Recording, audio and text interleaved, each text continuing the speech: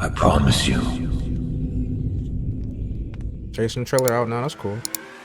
Hey, how you doing?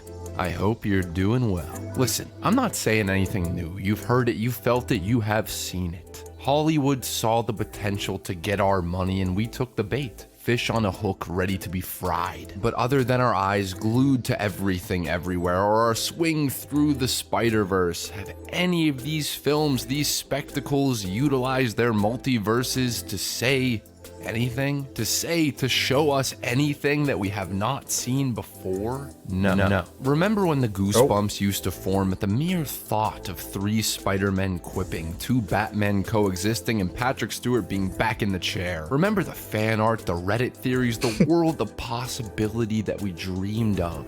Nothing is ever as powerful as our dream. Okay, honestly, this might be a hot take, but I kind of blame the fans for the multiverse thing. Like, where's it at here? All these The possibility that we dreamed of. Nothing is ever as powerful as our dreams. But me personally, I never could have dreamed that back in the chair. Remember the fan art? These fan arts and all that stuff. I blame the fans for this multiverse crap. I just do. Like, y'all literally gas these people up so hard to the point where they can only do multiverse content now, and it's super tiring. Like, I've had enough of multiverse content. It's just so tiring. The Reddit theories, the like this Tom Cruise Iron Man. Oh my god, man. world, the possibility that we dreamed of. Nothing is ever as powerful as our dreams. But me personally, I never could have dreamed that the multiverse would be stale on arrival, would be dying before we saw an ounce of life from it. I think we all wanted stories that actually utilize it, make it mean something, instead of using it to shoot the story in the foot. Why did this happen? How is there already multiversal fatigue? I think we happened. Because they didn't do it. Oh, he said we happened. They didn't do it right. That's why. They didn't do it right. It's as simple as that. They're not doing it right. They're using it as fan service. And it's like, how do I put this? It's like they're focusing more on fan service than telling an actual good story. That's why we're so tired of the multiverse already when it just happened. It's simple as that. I'm tired too, bro. I think we are the problem. But first, can you imagine if Raid Shadow Legends sponsored this video? No, I couldn't imagine that. So I'm gonna skip this right now. Dang, that was the whole thing? Jesus. Why the hell is there a Flash movie? Used to have limits, and yes, that's a fact, bro. That's a fact. Yeah. Movie with no Flash villains. I mean, because right now it feels more like they're just using it as a way to bring in fan service and like bring in characters. That's all it is, you know? Flash has probably the second best rogues gallery in all of DC Comics. Captain Cold, Mirror Master, Gorilla Grodd, Reverse Flash, all of the potential to create imagery, create emotion, create something that we haven't seen in a superhero movie before. Imagine a mirror dimension depicted on film. Imagine Gorilla City done in a way that is lovingly campy but has something to say about our society. Imagine seeing that translated, adapted with 200. Say what you want about the Flash CW TV show, but in my opinion, it told a way better and more accurate Flash story than the movie did. $1 million behind it. I'd like to see that. Shit would be banging if done correctly, but there is no if nowadays. Why the hell is there a Flash movie with no Flash villains? Well, we liked Zod and Man of Steel, right? Out of all the DCEU villains, he was probably most definitely the best. Yes. Michael Shannon brought... I love that scene, man. I love that. Dude, oh my God, Zod is such an amazing villain, dude. Like, Zod might be in my like top like 3 live action comic movie villains. He has to be. He's just that good. something to that role, a power, a presence? Why bank on something new? Why tell your own story when we like the story that came before? It's easier to just use him, drag him out, and cover him in visual effects than to bank on something new. It's easier. And I feel so bad for Michael Shannon for coming back to play that role again in such a crap movie. Like, he was so devoted to that character that he said, you know what, I'll come back and play him again. But little did he know, how bad that film was going to be. To trust our nostalgia than to give us the benefit of belief. 2.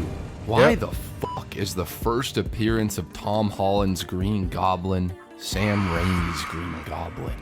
Listen, I'm not. Everyone loves Sam Raimi's Green Goblin. Everyone loves Willem Dafoe. Everyone loves the Raimi movies. Let's bring him in. That's why. They have they have no faith in themselves. They have zero faith. They will pull in a villain from 20 plus years ago, right? From an old movie and bring them into the new movie. That's how desperate they are for money and attention. Isn't that crazy? That's wow. Critiquing the way they use Sam Raimi's world to get even more of our money. I'm not even saying that you will find a better Green Goblin than Willem Dafoe. Oh, what do I do? I it up. I'm saying that you didn't even give John Watts an MCU. Didn't even try. They didn't even try to have their own Green Goblin. They didn't even try. Peter Parker a chance to showcase something new. A new take on Norman, on Ock, on Sandman, on Lizard, on Electro. I'm sure we might get those takes. I'm sure we will eventually see what and whom those characters look like in the MCU. But you will never, ever, ever, ever, ever, ever get another Green Goblin that killed Aunt May.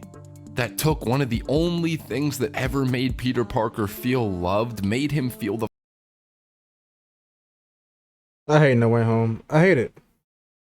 I cannot stand No Way Home. I can't stand No Way Home. All fan service, little to no plot. I hate No Way Home. The fire of hope and extinguished it right before his eyes.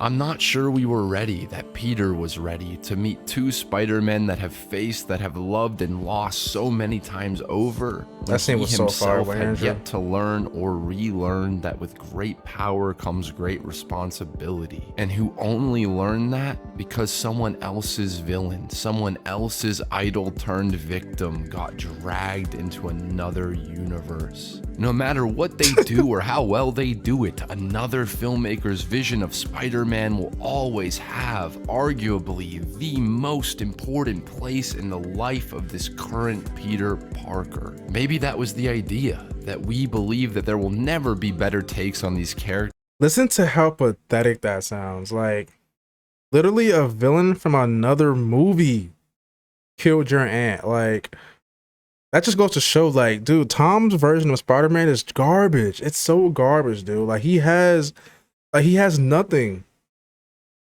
He has to actually depend on other villains from other movies to carry his films. That is so pathetic. That's so pathetic to me. So why not use the best, most beloved takes instead of dreaming something new?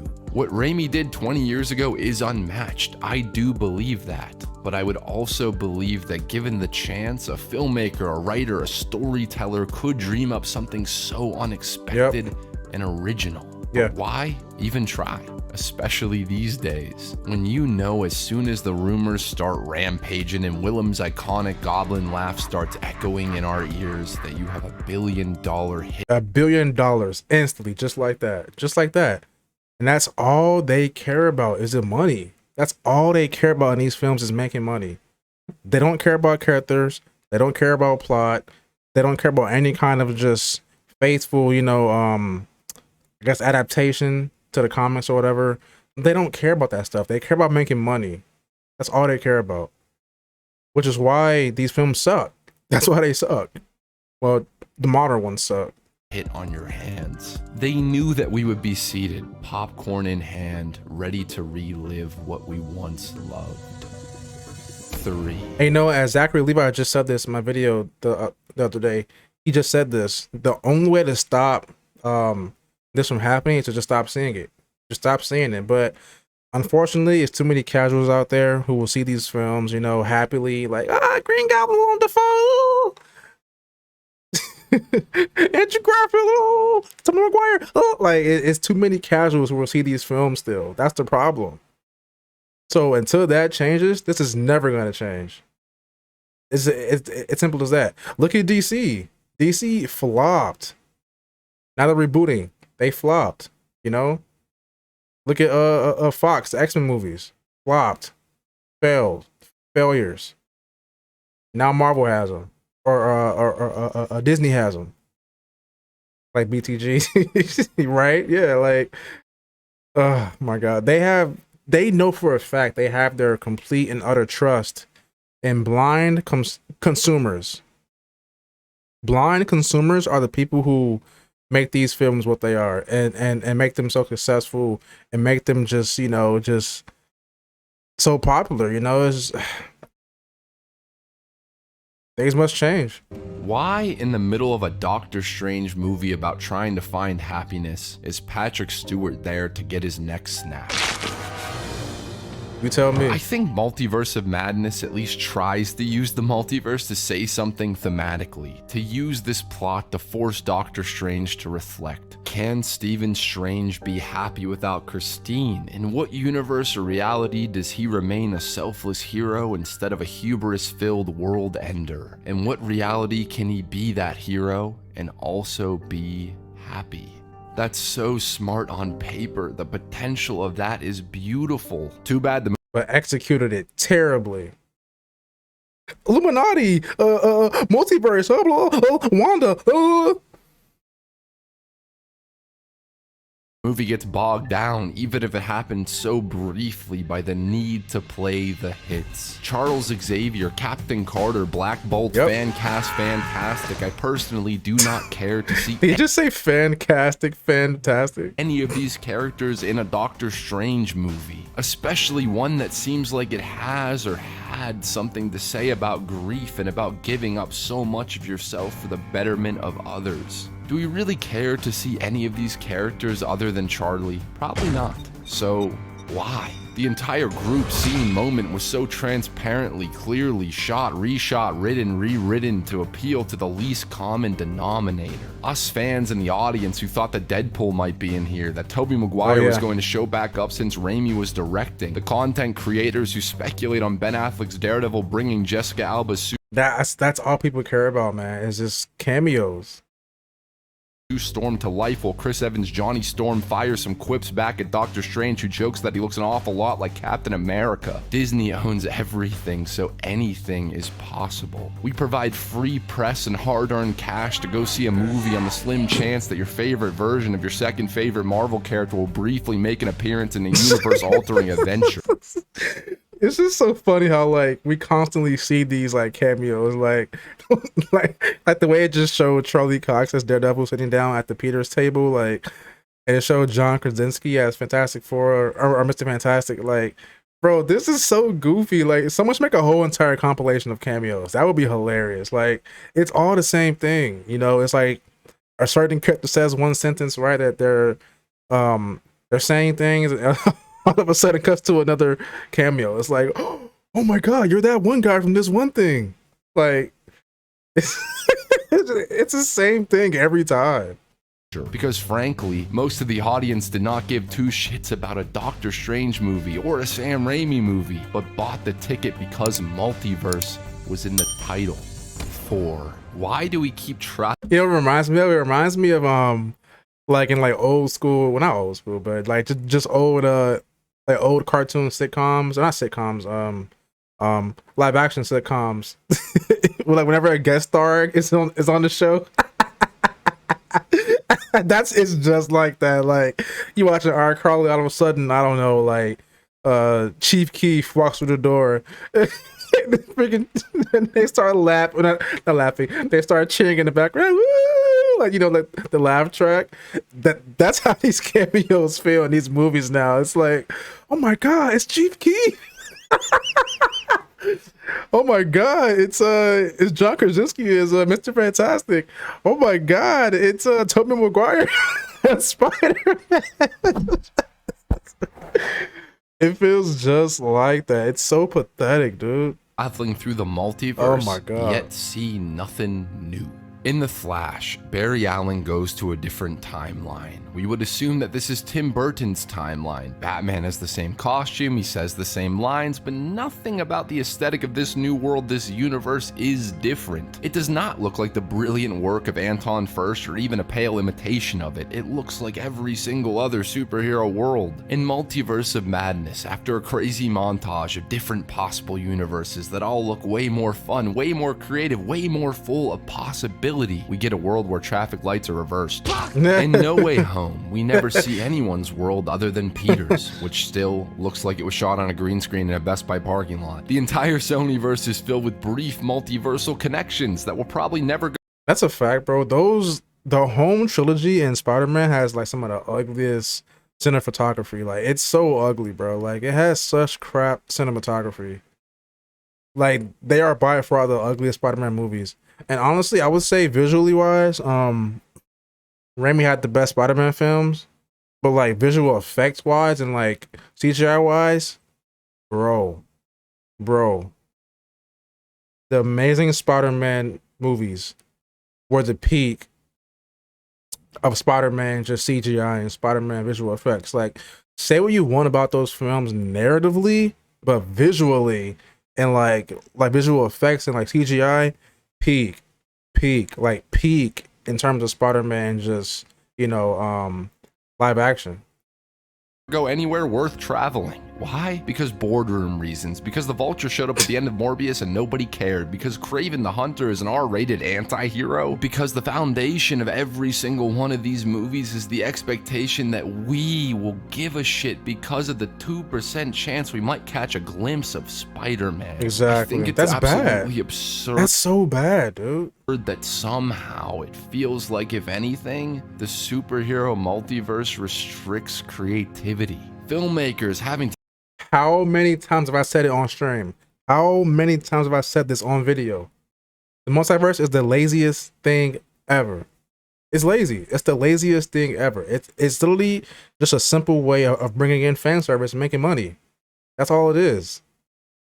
It's the laziest thing ever. To imitate and somehow reintegrate decades-old universes that were far more out there, far more stylistic, into the bland landscape that audiences have come to expect.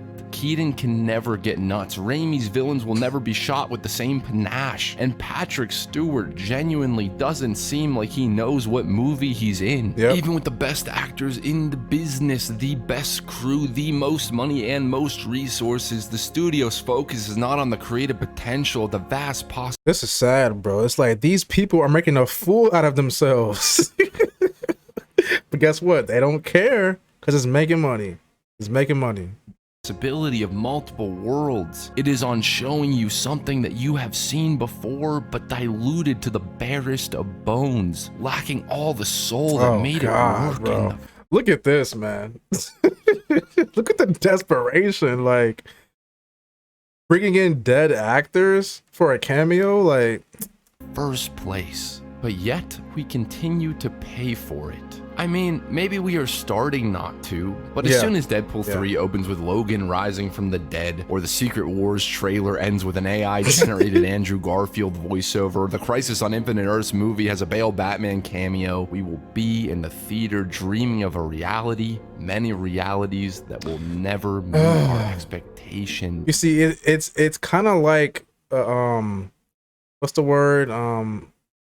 Like an illusion, like a spell, like they're casting a spell on us. It's like they know probably that these films are crap and what they're doing is still garbage, but they know that we're gonna go see it still and pay for it. It's like, oh, you're right, it's garbage, but guess what? Spider-Man, Tobey Maguire, Wolverine, Hugh Jackman, Daredevil, like they have puppets, and we're like watching the puppet show. it's scary to think about. It's like sit there and just think about that for a second. It's scary. Like we're actually like, I don't know. I mean, it's scary. It's a lame dick joke that we will continue to fall for. There is no point to even doing this shit if it's only to get grandma's money because she remembers when Michael Keaton was Batman, or because soy boys like me can't get over Sam Raimi's Spider-Man. We aren't being shown anything creative, anything fresh, nor exciting. We are being shown worse versions of what has come before and clapping while they do it. I feel like we just opened the door to the idea of a cinematic multiverse, and yet somehow it's already overdone, stale. It feels like we want to shut that damn door and go back to self-contained stories that actually have something to say. We have to. You said it's true. You're right. That's why we gotta call this stuff out and not watch. Exactly. That's the only way to stop is if we stop seeing it. And this film right here, this is why I love Batman. Okay, this is gonna be a whole thing. I love Batman for more than just one reason. That reason being the movie is amazing. I also love it because it's such a bold and fresh take on the character. It didn't try and pull in nostalgia. It didn't try and clickbait people like fan service. It was none of that. You know, it was great. That's why I love the Batman. My stream disconnected for a second. What was going on here?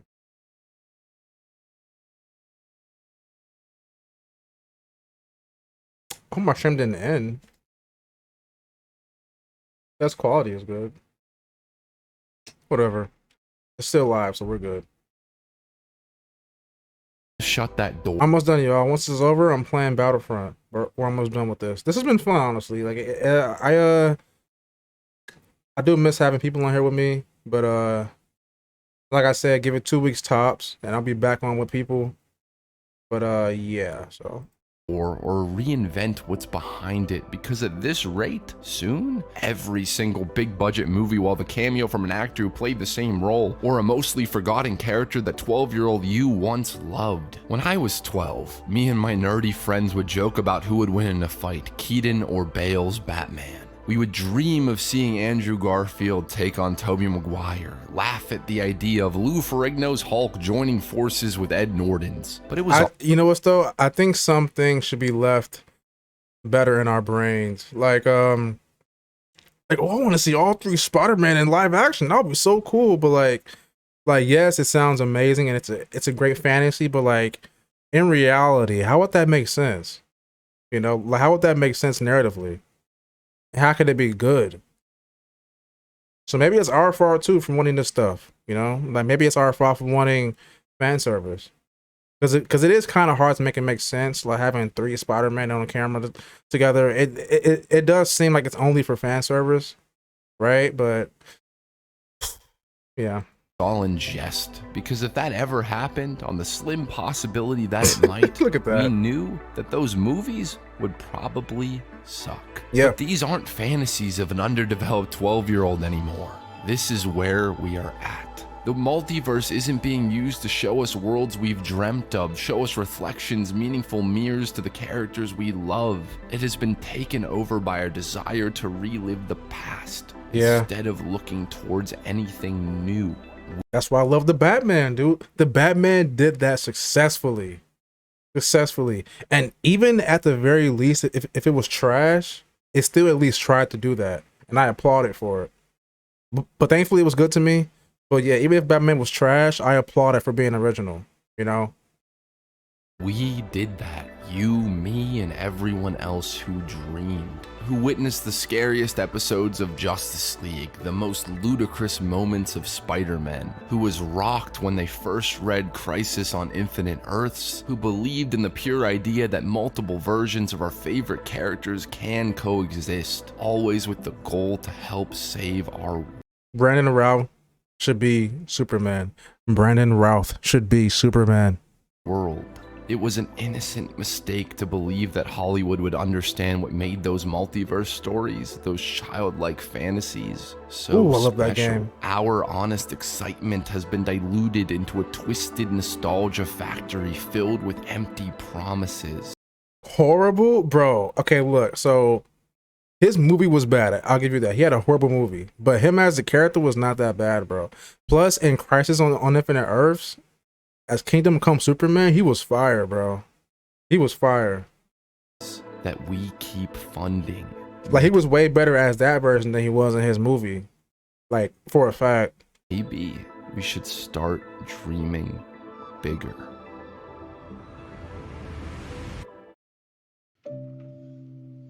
Amazing video, High Top. Hey guys, Amazing thank video. you so much for watching. Amazing video, bro. I'll say this. I do think the multiverse will come to an end.